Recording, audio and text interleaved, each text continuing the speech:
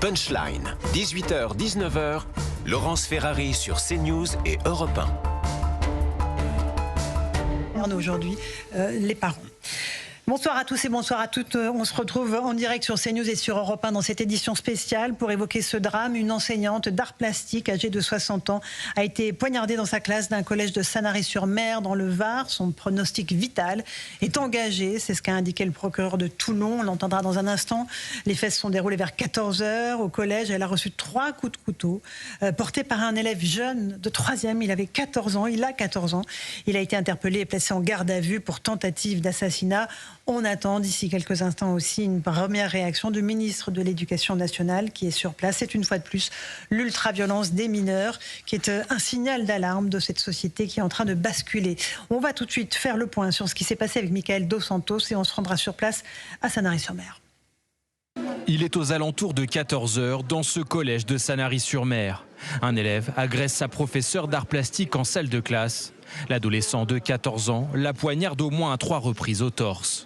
Il n'y a aucune connotation ni religieuse ni politique qui apparaissent. On sait seulement qu'il y avait eu des tensions avec cette professeure ces derniers temps et qui lui en voulait, a priori, d'avoir fait des rapports à son encontre. Mais tout ça, c'est des a priori que nous devons vérifier. Après son passage à l'acte, le collégien s'enfuit. Il est rattrapé par un membre du personnel éducatif après avoir croisé la route de certains camarades. Il se tapait la tête sur les toilettes parce qu'il se disait ouais, pourquoi j'ai fait ça et tout. Il pleurait, il se tenait les mains, il avait une goutte de sang sur le front. Placé en garde à vue, il n'est pas connu pour des faits délictuels, mais pour des problématiques familiales. Cette professeure de PS, qui a porté les premiers secours à sa collègue, décrit un élève parfois perturbateur. Avec moi, ça allait, en EPS, ça allait, mais c'est un élève qui pouvait être perturbateur dans certaines disciplines. Est-ce que c'était prémédité ou pas, on ne sait pas. Jamais on aurait pu imaginer ça ici à Sanary. Non, pas un élève violent, mais bon... c'était pas un élève tranquille non plus. L'enseignante de 60 ans a été transportée à l'hôpital pour y être opérée. Son pronostic vital est engagé. Sur X, Édouard Geffray a exprimé son soutien à l'enseignante. Le ministre de l'Éducation nationale est attendu sur place. Et on va rejoindre notre envoyée spéciale CNews sur place, Stéphanie Rouquier. Bonsoir Stéphanie, vous êtes depuis le milieu de l'après-midi sur place. Vous avez pu rencontrer plusieurs jeunes collégiens qui étaient vraiment sous le choc. Cette professeure aussi d'EPS. Il y a une ambiance très pesante, évidemment, ce soir. Oui, effectivement, c'est une ambiance glaçante qui règne véritablement autour de ce collège. Alors, à l'extérieur du collège, là, actuellement, il n'y a plus de parents, il n'y a plus d'élèves. Il reste de très nombreux journalistes, comme vous pouvez imaginer. Et à l'intérieur du collège, qui vient justement d'allumer les lumières, car la nuit tombe sur Sanary, eh bien, il reste une poignée d'élèves, les tout derniers élèves qui sont entendus actuellement par les forces de l'ordre. Mais ce qu'il faut comprendre véritablement, c'est que ce sont des dizaines d'élèves de ce collège qui ont vécu ce drame. Ils sont nombreux, donc ceux de la classe, à avoir assisté à cet élève qui a poignardé leur professeur au début du cours, un peu après 14h. Mais il y a aussi des dizaines d'autres élèves qui sont passés dans le couloir et qui ont vu leur professeur recroquevillé, qui perdait beaucoup de sang, avec d'autres professeurs qui leur crient dessus. Il faut sortir, il faut évacuer. Il y a aussi une poignée d'élèves. J'en ai rencontré certains qui m'ont expliqué que, donc, en sortant dans le couloir, ils sont passés par les toilettes et là, ils ont vu ce jeune homme de 14 ans qui était dans les toilettes en larmes. Il se cognait la tête, il avait un peu de sang sur le visage et l'un d'eux m'a expliqué que cet élève lui a dit « Je viens de poignarder ma professeure » avec un air, avec des larmes dans les yeux, avec un sentiment de regretter son acte, comme quoi il avait fait une énorme bêtise. Et donc, il faut comprendre que ce sont des dizaines et des dizaines de collégiens qui sont aujourd'hui traumatisés dans ce collège où habituellement, l'ambiance est extrêmement bonne, l'environnement est correct, c'est pavillonnaire et il ne se passe pas grand-chose. C'est vraiment un collège tranquille habituellement, si je peux dire. Effectivement, Stéphanie, c'est dans un quartier tranquille, dans un collège réputé calme, comme le disait le préfet. Et c'est vrai que la surprise et l'horreur sont totales ce soir. Tout à fait. En plus, c'est un collège tranquille avec un environnement, un cadre qui est particulièrement beau, si je peux dire. Il y a des arbres partout. Autour, il y a des grands parkings, il y a de l'herbe, il y a beaucoup d'arbres. Et juste en face, il y a un petit lotissement pavillonnaire avec des maisons de 1 ou 2 étages, mais qui sont plutôt coquettes, si je peux dire. Donc c'est vraiment un endroit où on est proche de la mer, proche de la Méditerranée. Et c'est une ville où il fait bon vivre. Donc vous pouvez imaginer justement le drame de ces élèves et de ces parents, ce qu'ils ont vécu. Et à noter aussi que j'ai vu de nombreux parents qui sont arrivés totalement traumatisés. Ils sont très nombreux à être arrivés, à m'avoir dit, écoutez, j'ai appris ce qui s'est passé par la télé, par la radio, mais personne du collège ne m'a contacté. Et donc forcément, ils étaient tous inquiets pour savoir si leur enfant allait bien. Et donc ils étaient nombreux en larmes devant les grilles à attendre des nouvelles de leur enfant. Merci beaucoup Stéphanie Rouquier, envoyée spéciale de CNews. Vous restez évidemment avec nous. Peut-être le ministre de l'Éducation prendra la parole. On imagine qu'il va dire évidemment que toutes ses pensées vont à la victime, évidemment, et c'est le cas, parce que cette enseignante de 60 ans, je le rappelle, a reçu 3 coups de couteau, 2 à l'abdomen. Jean-Christophe Couvic, vous êtes policier, bonsoir, 1 au bras. Elle a tenté sans doute de se défendre, c'est sans doute pour ça qu'elle a été touchée au bras, mais ce sont des signaux, encore une fois, d'une violence des mineurs que vous rencontrez tous les jours sur le terrain, policier. Oui, on voit bien qu'il y a cette violence d'une partie de ces jeunes, de cette société, où on n'arrête pas de le dire, mais la violence est débridée.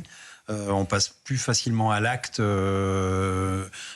et on le voit, ça touche, comme on disait, c'est pas un environnement très anxiogène, c'est plutôt tranquille, calme, donc les enfants sont pas sous pression entre guillemets dans un environnement dégradé, mais en même temps, voilà, il suffit d'un enfant, 2 enfants qui ont des problèmes familiaux, qui n'ont pas de suivi, et puis d'un seul coup ils passent à l'acte, et là tout le monde découvre ça de l'extérieur, mais si ça se trouve à l'intérieur après avec l'enquête, on va découvrir qu'il y avait déjà effectivement peut-être des petits aspects qu'on aurait pu identifier un peu en amont et prendre un peu plus au sérieux peut-être ces alertes, notamment le matin, si effectivement cet ado avait tenu des propos comme on a pu entendre un peu plus tôt à sa prof de sport en disant qu'il avait envie de planter un de ses profs s'il était réprimandé. Donc ça, c'est des choses qui doivent tout de suite alerter le corps enseignant et faire remonter. Maintenant, nous on est confrontés à cette violence de la jeunesse, et c'est un vrai problème sociétal, et je pense qu'effectivement ça doit être, on n'arrête pas de le dire, mais une cause nationale qui doit être très prégnante, y compris à l'Assemblée nationale et chez nos édiles. On a besoin de verticalité à un moment donné, de prendre des décisions. On réécoutera dans un instant un des collégiens qui raconte effectivement que le matin même, cette adolescente de 14 ans avait menacé sa prof en lui disant, une autre prof, je vais te planter, et qu'il est passé à l'acte à 14h. Jean Dorido, vous êtes psychologue, c'est très difficile de déceler les signaux de passage à l'acte chez des adolescents. Alors, comme disait la professeure de sport, à la fois perturbateur et peut-être perturbé. Évidemment, c'est toujours facile de commenter a posteriori. Pour autant, enfin, c'est quand même, pardon de le rappeler, la base des menaces. D'ailleurs, c'est pénalisé, c'est grave. Des menaces de mort, c'est très très grave. On peut être condamné quand on menace quelqu'un de mort. Et c'est un fait qu'un adolescent manifestement identifié comme pouvant être parfois compliqué, qui tient des propos d'une telle gravité, oui, on ne peut que regretter que ça n'ait pas donné lieu à une intervention qui aurait pu, l'emmener être écouté chez un CPE, peut-être appeler les parents, dire écoutez, apparemment il ne va pas bien, et ça aurait peut-être pu éviter un drame. C'est bien sûr que le passage à l'acte, c'est certes un mystère, et en même temps, c'est quand même, les menaces. C'est quand même c'est comme un tir de sommation. C'est quand même quelqu'un qui dit attention, je vais faire un malheur. Bien sûr, parfois c'est pour le cinéma, et en même temps, c'est quand même des propos graves qui peuvent être l'antichambre du passage à l'acte précisément. Et là, ça a été le cas, hélas. Écoutons juste ce collégien qui raconte ce qui s'est passé depuis le matin, et on sera avec ensuite un enseignant. En fait, au tout début, non, moi je l'ai pas vu, mais c'est mon grand frère, il l'a vu. Et en fait, il a fait tomber le couteau quand il a couru. Et le CPE, il l'a attrapé, il s'est jeté avec par terre pour le rattraper.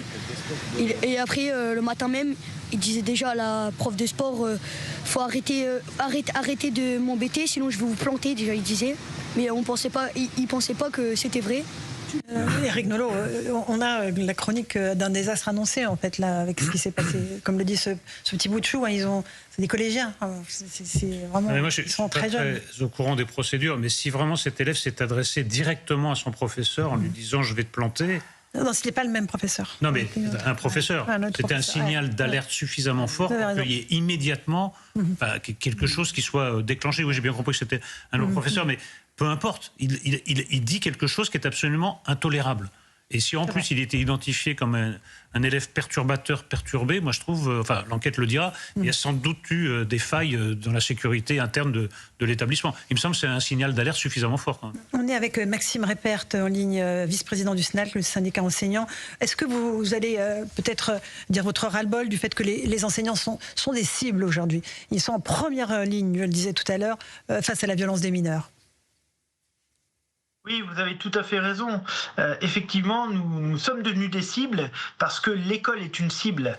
Et aujourd'hui, nous sommes impuissants pour gérer cette situation de banalisation de la violence en milieu scolaire. Nous avons des politiques qui passent leur temps à être consternés, à faire des discours, à annoncer des choses qui, in fine, ne verront jamais le jour. Il faut arrêter avec ces discours, il faut passer aux actes. Nous sommes épuisés par cette violence, mais nous sommes aussi épuisés par le discours de politique qui, en fait, n'agissent pas pour nous, n'agissent pas pour notre sécurité. Au niveau du SNALC, c'est très clair pour nous. Il y a 3 leviers à actionner pour arrêter avec ça. Et ces leviers, ce ne sont pas les portiques, ce ne sont pas les fouilles, ce ne sont pas les mesures, pour créer un tout sécuritaire, parce que c'est totalement inefficace. En plus de saigner à blanc les collectivités. Ces 3 leviers, je vais les dire sur votre antenne, ils sont très simples. Premier levier, il faut restaurer l'autorité des personnels, l'autorité des professeurs, et pas simplement eux, mais de l'ensemble des personnels de l'éducation nationale. Ça, c'est le premier point. Et avec cette autorité, eh bien, il faut asseoir un message de fermeté. Fermeté de l'éducation nationale, fermeté de la justice, fermeté de la police. Parce qu'aujourd'hui, il y a ce que j'appelle moi des mises en scène, avec des conseils de discipline par exemple, où on va demander des exclusions, mais avec sursis. Ça n'a aucun sens. Le deuxième levier, bien sûr aussi dans ce premier, effectivement, avoir davantage d'enseignants et de personnel encadrant, parce qu'on ne peut pas dire on va sécuriser les établissements d'un côté, on va améliorer le climat, et de l'autre supprimer 4000 postes. Ça, c'est totalement ubuesque. Deuxième levier, ce sont les parents, c'est l'éducation. Il faut responsabiliser les parents, il faut pénaliser les parents qui ne remplissent pas leur mission de parents. Il faut aider les parents qui sont, par contre, en difficulté. Et à un moment donné, il faut arrêter avec l'excuse de minorité. Il faut arrêter de déresponsabiliser l'élève, parce que en fait on ne rend pas service à la société en empêchant un élève d'assumer la responsabilité de ses actes. Et enfin, un troisième point, c'est la question de la santé mentale qui est totalement à ce jour inexistante au sein de l'éducation nationale, que ce soit pour les élèves ou les personnels. Et sur cette santé mentale, il faut quoi ? Il faut des moyens, il faut des personnels de santé, il faut des infirmières, des médecins scolaires, des psy-EN, des médecins de prévention. Voilà, si on arrive à actionner ces 3 leviers-là, je peux vous garantir que nous n'aurons plus ce genre d'événement, parce que j'entends beaucoup dire attendons de voir l'enquête, prenons du recul, mais à force de prendre du recul, on ne voit plus rien, et moi je ne veux pas prendre du recul, je veux que l'on avance. Oui. Voilà, ça me semble l'idéal. Bien, en tout cas c'est vraiment clair ce que vous dites, Maxime Reppert. Merci beaucoup de ce témoignage en direct. Donc réassurer l'autorité des personnels de l'éducation nationale, responsabiliser les parents et la santé mentale. Jean Dorido, vous êtes psychologue, qui est totalement absente de nos collèges et lycées. On en parlait tout à l'heure. Avant, quand on était collégien, il y avait une infirmière, il y avait quelqu'un qui était là et qui pouvait entendre les élèves. pour les petits bobos, mais pour les gros bobos aussi, et peut-être que ça évitait des passages à l'acte. C'est plus le cas aujourd'hui. Tout ce tissu médico-psychosocial se délite depuis très longtemps. Pour autant, vos confrères du Parisien aujourd'hui en France viennent de dire d'après eux que l'élève en question qui est en garde à vue, il est suivi par l'ASE, l'aide sociale à l'enfance, manifestement de par un signalement de son établissement pour des faits de maltraitance intrafamiliale. Donc là, l'enquête va quand même déterminer les rôles et les responsabilités des uns et des autres. Ça veut dire que c'est un enfant qui était suivi par au moins un éducateur, par un travailleur social. Peut-être les parents aussi étaient sous le coup de, je ne sais pas, d'une aide éducative.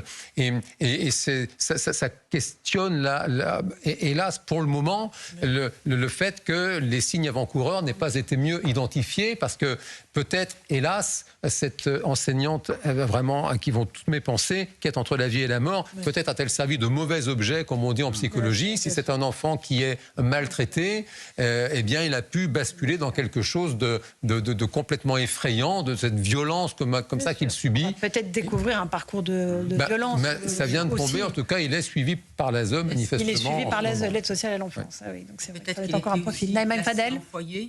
Ça, en tout cas, il était suivi pour des faits de maltraitance. Après un signalement de son établissement, il a fait le travail. Pour le ça me rappelle que le jeune de Nantes, c'était Nantes, je crois, qui a tué une de ses camarades. Oui. Il était suivi aussi et il attendait en fait un rendez-vous à la maison des adolescents, donc avec un pédopsychiatre. Et malheureusement, les délais étant très longs, malheureusement, il n'avait pas été pris en charge. Mais en tout cas, il y avait ce problème-là. Vous avez raison. Louis Dragnel, rapidement. Non, simplement un mot. Évidemment, s'il est suivi, s'il a été battu, j'en sais rien, je ne connais pas son histoire. Donc s'il a été victime de tout ça, c'est terrifiant et on peut avoir des éléments de réponse. Mais pour autant, il y a aussi plein d'enfants qui vivent dans des conditions épouvantables, dans la pauvreté, qui sont battus, et qui se comportent bien et qui ont, si vous voulez, un niveau de conscience suffisamment développé pour savoir qu'il y a des choses qu'on n'est pas obligé de reproduire, qu'on n'est pas obligé de et je trouve qu'il faut pas. On a aussi tendance très souvent à tomber dans une forme de fatalité. Ah bah il était vous avez plein d'autres cas où on dit bah il était déséquilibré. Ah bien il y a toujours des raisons qui peuvent expliquer son acte. Moi je pense qu'il faut en rester à l'acte qu'il a commis et dire que c'est grave. Parce que, à force, sinon, vous savez, non mais les enfants finissent par même entre eux disent bon bah il était suivi, c'est pas de sa faute, c'est machin. Non, ce qu'il a fait est extrêmement grave et je sais pas ce que va devenir ce professeur. Si ce professeur meurt, eh bien, il faudra dire les mots. Il a tué son professeur. Il n'y a pas d'autre mot. Oui, mais justement, le docteur Maurice Barger, il a suivi en centre d'éducation renforcée des enfants qui étaient hyper violents, dont un gamin de 11 ans qui avait tué un camarade et qui avait aucune empathie, puisque quand il lui dit mais tu te rends compte, tu as rendu malheureuse sa maman, il lui répond c'est pas grave, elle finira par oublier. Mais il raconte aussi dans ses livres que ces gamins hyper violents, c'est des gamins qui subissent des violences extrêmes au niveau de la famille. Donc effectivement, et puis n'oublions pas que s'il a été placé, on ne sait pas, encore une fois, on va être prudent, mais je travaille dans un département, un conseil départemental. Vous savez que l'aide sociale à l'enfance est portée par le département. Il y a vraiment des problèmes aussi d'accompagnement dans le cadre de l'aide sociale à l'enfance. Il y a des drames terribles, des gamins qui sont placés et qui, dans les foyers où ils sont placés, sont aussi maltraités. Bien sûr. Alors, Éric Revel, et ensuite Éric Nolot.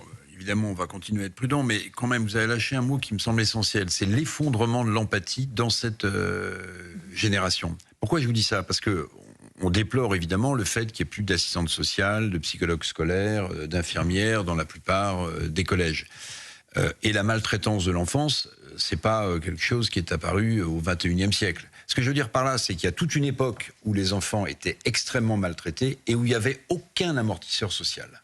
Aucun amortisseur social, non. Avant que l'aide sociale à l'enfance existe, avant qu'on ait même des psys dans des collèges, il y a eu toute une période d'après-guerre. Mais Laurent, ça dit quelque chose. Non, je pense qu'il y avait un maillage. La famille élargie. La famille était plus présente, je suis d'accord. Mais en fait, la vraie question, c'est pourquoi il y a une explosion de violence. Pourquoi cette génération ne semble plus avoir de surmoi et a vu sa propre empathie s'effondrer. Pour moi, c'est la question centrale. Parce qu'on manque de moyens. Parce que, comme l'a très bien écrit Bavrez dans le Figaro, on est en voie de tiers-mondisation. Mais avant d'avoir des moyens, il n'y en avait pas du tout. Et j'ai pas le sentiment que l'école était devenue le réceptacle de plus en plus courant de ce genre d'agression. Éric Nolot. C'est vrai. Mais vous disiez tout à l'heure avec justesse qu'on pouvait plus ou moins prévoir ce qu'allait dire le ministre de l'Éducation nationale. Oh, oui. Moi, ce que j'observe face à ce genre de drame, ce genre de tragédie, c'est soit des mots complètement démonétisés, plus personne n'y croit, des déclarations de circonstances, oui, soit des réactions encore plus scandaleuses. On a parlé tout à l'heure de Samuel Paty. Moi, j'ai quand même souvenir de M. Alexis Corbière nous expliquant que Samuel Paty avait mal fait son travail, donc c'était de sa faute. J'entends son avocat qui dit qu'au fond, c'était lui le coupable, puisqu'il faisait de la discrimination. Et puis là, on va entendre toute une batterie de discours un peu lénifiants pour pas dire qu'il faut aborder ce genre de problème sous un angle différent, avec des mots différents, trouver les mots, et surtout avec des actions différentes. J'ai l'impression que voilà, l'émotion va durer 48 heures et qu'on va attendre le prochain drame. Vous avez raison. Jean Dorido, vous êtes psychologue. Non, c'est un fait. Alors, je ne veux surtout pas ni faire de prosélytisme pour quoi que ce soit, ni apporter des réponses simples à des questions compliquées. Pour autant, j'entends beaucoup l'invocation à des temps passés qui auraient été absolument sensationnels. C'est quand même un fait qu'il y avait un poids de la religion en France qui était absolument énorme. Les églises se vident et, pardon, je ne l'invente pas, tu ne tueras point. C'est quand même dans l'étape de la loi déjà à l'époque de Moïse, ça ne nous rajeunit pas. C'était il y a 4000 ans au moins. Et c'est quand même la base. Et c'est un fait qu'il y a, me semble-t-il, les fameuses valeurs de la République dont chacun se gargarise, il y a, me semble-t-il, un échec républicain sur la question des valeurs essentielles, de respect de l'autre, justement d'empathie, de respect même pour la vie. On est encore... Pardon, on est en train de théoriser quand même le droit de tuer. Alors bien sûr, parce que la personne le demande, parce qu'elle serait en fin de vie. Maintenant, c'est quand même assez fou que le pays qui a aboli la peine de mort il y a plus de 40 ans, M. Banater est rentré au Panthéon, soit en train de préparer une autorisation de tuer quelqu'un dès lors qu'elle est d'accord. Donc il y a quand même, si vous voulez... comment dire, ni Dieu ni maître, c'est bien, mais enfin, c'est vrai que d'avoir quelque chose d'un peu transcendant, ça peut quand même aider à se souvenir de l'essentiel. On manque de transcendance dans ce pays, vous avez raison. Il est 18h20, on est en édition spéciale sur CNews et Europe 1 après ce drame à Sanary-sur-Mer. Cette enseignante d'art plastique âgée de 60 ans, poignardée à 3 reprises par un jeune de 14 ans, visiblement, un jeune qui avait rencontré des difficultés. On va écouter quelques collégiens dont les réactions ont été recueillies par notre envoyée spéciale Stéphanie Rouquier. Je suis sortie de maths et tout, et là il y avait toute la classe, je crois, et je l'ai vu, je crois il s'est mouillé le visage, et je l'ai vu, il avait vraiment les yeux grands ouverts, il réalisait pas, je crois, mais je savais pas à ce moment-là. Il s'est frappé la tête, enfin, en fait je suis pas sûre, et il s'était arraché des cheveux, en fait, il avait du sang sur les mains et tout. Il avait des yeux énormes, il avait les pupilles dilatées. Oui, vraiment. Et après il est parti, et le CPE il a attrapé, et après il a commencé à pleurer, il y avait la foule et tout. Il était comme ça, enfin, il était en pleurs et tout. En sortant de cours de maths, j'ai vu du coup la personne en question qui a agressé la prof. Il se tapait la tête sur les toilettes parce qu'il se disait ouais, pourquoi j'ai fait ça et tout. Et enfin, ça se voyait qu'il regrettait vraiment. Tu l'as croisé aux toilettes? Oui, en sortant de cours de maths. Et après, j'ai pas vu la prof puisque du coup j'étais dans l'autre bâtiment. Elle est dans le bâtiment A. Et du coup, je me suis dit que... En fait, au début, je croyais pas du tout. Je me suis dit, c'est pas vrai et tout, c'est pas la réalité. Et après, seulement quand j'ai vu les pompiers, les policiers et tout, que je me suis dit que ça y est, c'était vraiment vrai. Ça va, j'ai presque rien vu, mais c'est mon grand frère, il a vu. Ouais. Il a vu la prof par terre remplie de sang. Ouais. Ouais. Et ils ont été stressés. Et au début, ils ont dit de fermer les portes, tout ça. Et après, ils nous ont fait évacuer parce que c'était un peu dangereux avec son couteau. Et après, on est tous été évacués. Il y a la police, tout ça, ils sont arrivés. Les pompiers, ils l'ont embarqué. Et il avait une grosse lame comme ça, presque. Voilà, un opinel. On a une confirmation que cette lame était bien un opinel, Jean-Christophe Couvi. Oui, c'est très important d'écouter les adolescents parce que dans ce que disait un adolescent, il a dit c'est vraiment vrai. C'est là où on a vu que c'était vraiment vrai et que c'était réel. Et en fait, ces ados, tous, les miens y compris, vivent dans un monde un peu virtuel où on voit des choses effectivement toute la journée, on consomme des images brutes, sans explication, etc. Et d'un seul coup, ils sont confrontés vraiment à la réalité de leurs actes aussi. Puisque le gamin, je pense qu'il a dû faire une crise de démence, effectivement, contrôle plus rien. Et d'un seul coup, il revient à la réalité, il voit ce qu'il a fait, il a ses conséquences. Et c'est pareil, si on apprend à ses enfants à savoir que tout acte a une conséquence, et que derrière, il y a la vraie réalité, qu'on arrête de surprotéger aussi nos gamins, et qu'à un moment donné, on leur dise, voilà, tu as fait ça, tu es puni, mais la punition, on en reviendra, ça glissera à un moment donné, on punit pas dans 6 mois. comme on voit aujourd'hui, par exemple, avec la justice des mineurs, où il y a la césure, la fameuse césure. C'est qu'à un moment donné, il faut être, encore une fois, je parle de discipline, mais je pense que dans ce qu'on avait dans les sociétés d'avant, je dis pas que c'était mieux avant, mais il y avait quand même une certaine discipline, une certaine verticalité et de respect. Or, aujourd'hui, on a cassé toutes ces barrières-là. Il n'y a plus de discipline, il n'y a plus de respect. On voit des gamins qui insultent des adultes, qui viennent au contact, qui ont des gueules brochées ouvertes comme ça. Et en fait, on peut rien faire parce que si on commence à un moment donné, c'est un rapport de force, en fait. Et dès lors que vous avez ce rapport de force, même physique, tout de suite, on vous monte du doigt, vous perdez votre boulot, vous êtes convoqué, etc., etc.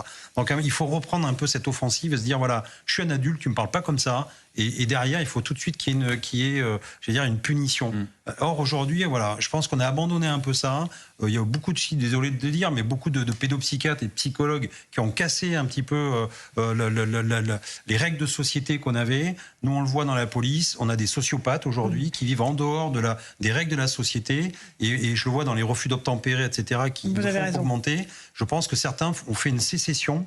C'est comme une guerre de sécession pour moi, mais une sécession avec la société dans laquelle ils évoluent. Voilà. Ils ne se sentent plus dans cette société, ils ont leurs propres règles, leur propre société, personne ne leur a dit stop, et aujourd'hui, c'est la roue libre. Là, il faut remettre dans le contexte de cet enfant qui, à mon avis, a un parcours vraiment très particulier, chaotique, de violence intrafamiliale, etc. Donc, il s'est construit autour de ça. Et le langage, souvent, c'est la violence, parce qu'on ne sait pas exprimer c'est avec ses mots. On manque de vocabulaire, c'est un vide intérieur, la violence. Et ben vous l'exprimez, c'est celui qui est le plus fort. On le voit dans des quartiers bien particuliers aussi, où c'est la violence est un moyen d'expression de dire je suis supérieur à toi et donc je prends les commandes. Voilà. Et ça, c'est cette société aujourd'hui, malheureusement, elle est ultra violente par rapport à ça parce qu'elle est complètement désignée. Jean Doredo veut vous répondre. Oui, non, c'est un fait. Enfin, sur le rôle présumé des psychologues, des psychiatres et autres, c'est un fait que la psychologie moderne, elle a attiré l'attention et c'est heureux sur les besoins de l'enfant. Maintenant, le grand public n'a pas compris, a tendance à confondre les besoins de l'enfant et les désirs de l'enfant. C'est essentiel d'être attentif aux besoins de l'enfant, et un enfant, il a besoin de cadre, il a besoin d'autorité, c'est très rassurant pour un enfant. En revanche, les désirs de l'enfant, eux, ils méritent d'être précisément encadrés, d'être limités. Il y a une grosse confusion, que ce soit chez les professionnels, les forces de l'ordre, même les journalistes, quand on aborde ces questions de parentalité dite moderne. C'est un fait, pardon de le rappeler, si vous cognez sur un gamin, vous en faites un délinquant. Ça faut quand même bien le rappeler. D'ailleurs, la fessée est interdite en France, c'est heureux, parce que le châtiment corporel, si vous voulez, ça ne marche pas. Pour faire une bonne éducation, si vous voulez faire un bon citoyen, c'est pas de lui cogner dessus qui fera un bon citoyen, vous en faites de la graine de bandit. Ça, c'est très bien documenté par la science. Donc c'est très important de prendre soin de l'enfant, il en a besoin, d'être attentif à ses besoins, d'avoir un cadre, d'avoir des parents aimants, des parents bienveillants, qui mettent des limites pour son bien, quand est-ce qu'il faut aller se coucher, quand est-ce qu'il faut arrêter le téléphone portable, arrêter l'écran. En revanche, les désirs de l'enfant, ce ne sont pas ses besoins. Docteur, mais pardon, tous les enfants battus ne deviennent pas des délinquants? Non, ce qui est sûr, c'est véritablement parce que j'ai travaillé beaucoup avec des professionnels dans l'enfance, que je peux vous le dire, et Dieu merci, il n'y a pas de déterminisme absolu. Et qu'il y a des gens qui ont été maltraités toute leur enfance, qui sont des parents merveilleux. Ce qui est très bien documenté, c'est que si vous voulez mettre toutes les chances de votre côté pour faire un criminel, vous le prenez dès le plus jeune âge et vous lui cognez dessus, vous le traitez comme un sous-produit, et vous allez en faire les contre-exemples. Parce que vous prenez le contre-exemple, vous prenez un enfant dès le plus jeune âge, vous ne le sanctionnez jamais, je pense que vous en faites aussi un criminel. Moi, je pense que c'est pas contradictoire. Bien sûr, mais ce qu'il faut, c'est un juste milieu. Je pense que, d'ailleurs, moi, ce qui me frappe, c'est l'absence totale d'émotion, même des jeunes. Je pense qu'au même âge, il me serait arrivé la même chose. Je pense que j'aurais été effondré et d'autres personnes auraient été effondrées. Ils sont effondrés, les enfants du collège, là, bien sûr.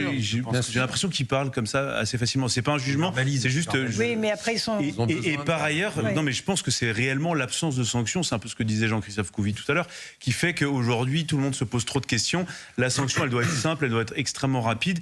Et certaine. Et je suis désolé, mais parfois une fessée. Mais je vais pousser le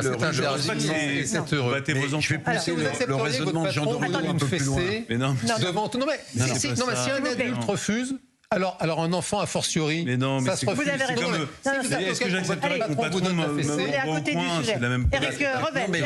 Je voudrais juste pousser un peu plus loin le raisonnement de Jean Doredo. Ça marche aussi, c'est l'équivalent du coin pour les adultes. Monsieur Revel, vous avez la parole et après on fait un point sur l'enquête. Un peu plus loin et puis attendre avec gourmandise sa réaction. C'est que évidemment les châtiments corporels, le martinet, tout ça appartient au passé et c'est tant mieux. Ok, mais à contre-courant de ça, on aboutit à quoi aujourd'hui? Et d'ailleurs, c'est une des raisons pour lesquelles la SNCF veut créer des wagons spécialistes pour les enfants. Ça a été abandonné. On n'arrête pas le progrès. Mais pourquoi? Mais parce qu'aujourd'hui, l'enfant est roi. Moi, j'ai assisté à des scènes où c'est pas les parents qui contredisent l'enfant dans ses agissements qui sont complètement délirants. Et là, on parle pas de criminels, on parle d'un comportement. Et si vous dites quelque chose à l'enfant, c'est les parents qui vous engueulent. Donc, je veux bien, si vous voulez, il faut un cadre pour les enfants, mais si on pousse votre raisonnement jusqu'au bout, on aboutit, à mon sens, à la situation d'aujourd'hui. C'est-à-dire que l'enfant est tellement au centre de tout qu'en réalité, on ne peut plus rien lui dire et on se fait engueuler par les parents si on dit quelque chose. Et là, je ne parle pas de châtiment corporel, évidemment. Attendez, comprendre. Les besoins de l'enfant ne sont pas ses désirs. On peut élever ses enfants, on peut poser un cadre extrêmement structurant, sans leur foutre de respect des autorités, de respect des adultes. Personne n'a dit qu'il fallait battre les enfants. Laissez-moi terminer une phrase. Non, oui. Non, mais s'il vous plaît. Et je souscris à ce qu'a dit aussi Laurent, c'est des enfants qui ont été battus. Pas de déterminisme là-dedans. Exactement. C'est très inspirant. Des gens, et Boris Cyrulnik, que vous connaissez bien, on a fait la théorie de la résilience, qui est une des plus belles théories que l'on puisse évidemment développer. On va repartir, évidemment, il est 18h30, on est en direct sur CNews et sur Europe 1, pour comprendre ce qui s'est passé dans ce collège de Sanary-sur-Mer cet après-midi à 14h. Juliette Sadat, du service police-justice de CNews, est avec nous. Juliette, rappelez-nous les faits, s'il vous plaît. Selon nos informations, les faits se seraient déroulés en tout début d'après-midi, aux alentours de 14h30, dans l'enceinte du collège de la Guicharde à Sanary-sur-Mer. Ça s'est passé en plein cours d'art plastique, avec donc une professeure et un élève qui ont apparemment des différends, des tensions existeraient entre les deux. Et en effet, après des avertissements passés par la professeure envers cet élève, l'élève s'est emparé d'un opinel, d'une arme blanche, et aurait porté plusieurs coups à sa professeure, 2 coups à l'abdomen, 1 au bras.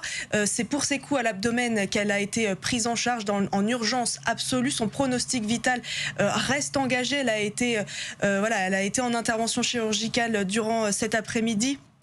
On attend évidemment des nouvelles de son état de santé. L'élève a été interpellé dans l'enceinte de son collège par les policiers. Il a été emmené au commissariat de Sanary-sur-Mer, où il est entendu par les enquêteurs, par des experts psychiatres. Le procureur de la République de Toulon s'est rendu sur les lieux. Il a indiqué qu'une enquête pour tentative d'assassinat était ouverte. Je vous rappelle la différence entre assassinat et homicide. L'assassinat, il y a cette dimension de préméditation. Ça s'explique par justement la présence de ce couteau dans le sac de cet élève.